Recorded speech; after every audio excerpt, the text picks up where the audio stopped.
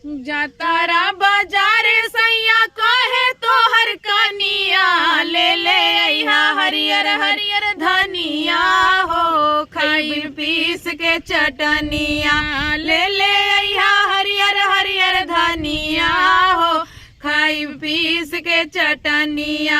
जातारा बाजार सैया कहे तो हर कनिया ले ले अइहा हरियर हरियर धनिया हो खाई पीस के चटनिया ले ले अइहा हरियर हरियर धनिया हो खाई पीस के चटनिया।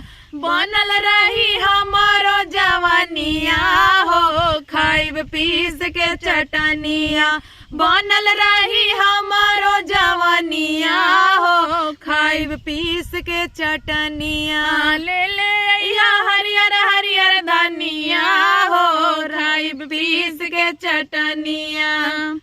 सास जी के ना देब नदियों के ना देब सहारा के एहो राजा तानी से चिखा देब। सास जी के ना देब नदियों के ना देब तोहरा के राजा हम तानी से चिखा देब। करिहा जानी तो मन मनिया हो राजा पीस के चटनिया करिहा जानी तो मन मनिया हो खाई पीस के चटनिया बनल रही हमारो जवानिया हो खाई पीस के चटनिया बनल रही हमारो जवानिया हो खाई पीस के चटनिया।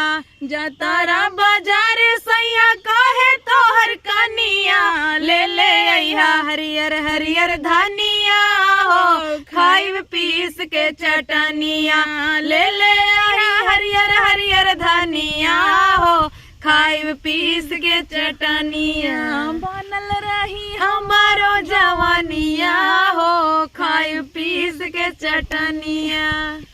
तो भैया अरे गीत कैसा लाग कमेंट में आप सब जरूर बतावत जाया। हम दोनों बहन जो ना एकदम तहलका मचाए है कि नहीं मचाए है प्यारा प्यारा कमेंट जरूर करत जाया।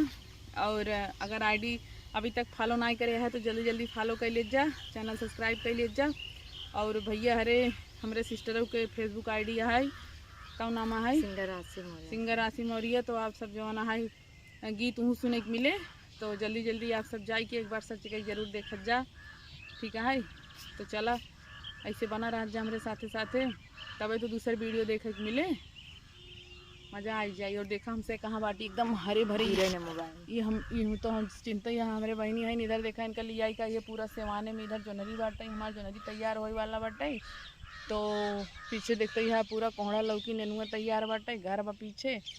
तो बड़ा सुहाना मौसम बा बहुत अच्छा लगता है। यही हमारी हम सब यही वीडियो शूट करे आई है। इधर नैना भी आई के बैठी बा गाना सुनता है कितने ना जा इधर है इधर। तो आप सब देख सकता है गया। तो चला इसे साथे साथे हमारे बना रहा जा फिर मिलता है अगले वीडियो में अगले गीत के साथ। Bye by.